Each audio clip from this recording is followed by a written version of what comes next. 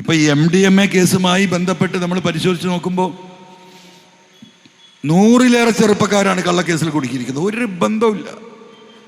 ഒന്ന് മണത്ത് നോക്കുന്ന ബന്ധമെങ്കിലും വേണ്ടേ? പോലീസിലെ ഒരു സംഘമാണ് ഈ കച്ചവടം നടത്തുന്നത്. ഇവരാണ് സാധനം കൊണ്ടുവരുന്നത്, ഇവരാണ് ഏജന്റുമാരെ ഏൽപ്പിക്കുന്നത്, ഇതിന്റെ പണം മുടക്കുന്നതും ലാഭമെടുക്കുന്നതും അവർ.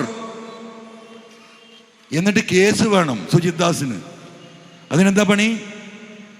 നിരപരാധികളായ ആളുകളെ, ചെറുപ്പക്കാരെ കൊടുക്കുക. 1 ഗ്രാം 2 ഗ്രാം നിയമത്തിന് വിധേയമായി 1 കൊല്ലമോ 1.5 കൊല്ലമോ ശിക്ഷ കിട്ടുന്നതിൽ കൊടുക്കുക.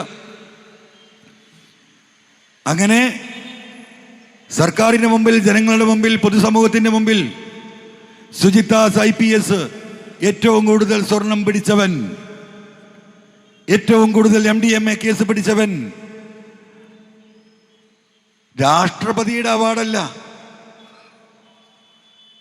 യുണൈറ്റഡ് നേഷൻസിന്റെ അവാർഡ് കൊടുക്കേണ്ടവൻ അവന് എന്നാണ് എൻ്റെ അഭിപ്രായം. അത്ര ബുദ്ധിയാ. അപ്പൊ അവിടെയാണ് വിഷയം. ഇതെല്ലാം നടക്കുന്നത് ഈ മലബാറിൽ, പ്രത്യേകിച്ച് മലപ്പുറം ജില്ലയിൽ. ഇന്നെന്താണ് ബഹുമാനപ്പെട്ട മുഖ്യമന്ത്രി പറഞ്ഞത്? എൻ്റെ കയ്യിലുള്ളത് ഹിന്ദു ന്യൂസ് പേപ്പറാണ്, നിങ്ങളെല്ലാവരും കണ്ടിട്ടുണ്ടാവും. ഇതാണ്. എന്താണ് headline? CPIM has always stridently opposed RSS and Hindutva forces in Kerala.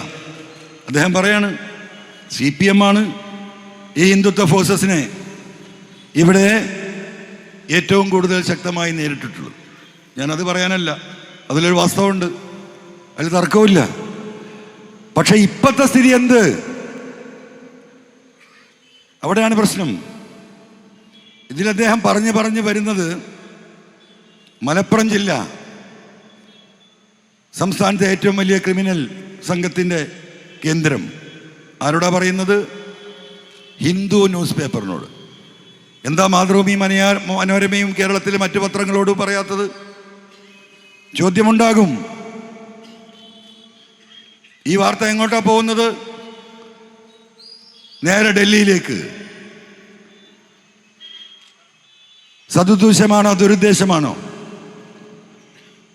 ഇതിൽ പറയുന്ന കണക്കുകൾ മലപ്പുറം ജില്ലയിൽ നിന്ന് 150ഓളം സ്വർണ്ണക്കേസുകൾ പിടിച്ചു.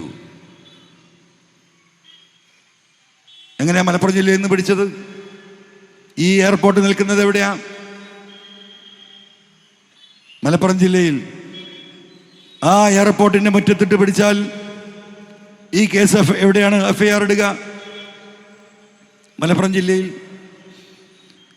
അപ്പൊ ഈ നാടാകെ പോകേണ്ട സ്വർണം കരിപ്പൂരിൽ ഇറങ്ങി തമിഴ്നാട്ടിലും കർണാടകയിലേക്കും ഒക്കെ പോകാമല്ലോ,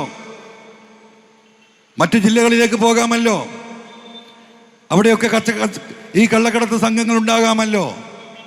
പക്ഷേ പിടിക്കുന്ന എവിടെയാണ്? അപ്പൊ അദ്ദേഹം എന്താ പറയേണ്ടത്? ആ പിടിക്കപ്പെട്ടവന്റെ പാസ്പോർട്ട് വെരിഫൈ ചെയ്ത് അവൻ ഏത് ജില്ലക്കാരനാണെന്ന് നോക്കണം. ആ ജില്ലക്കാരനാണ് ഇതിൽ പ്രതി. ഇതാർക്കാ അറിയാത്തത്? എന്താ അദ്ദേഹം ചെയ്യുന്നത്? അടിച്ചേൽപ്പിക്കുക ഒരു സമുദായത്തെ. ഞാൻ സമുദായം പറയാൻ വന്നതല്ല ഇവിടെ.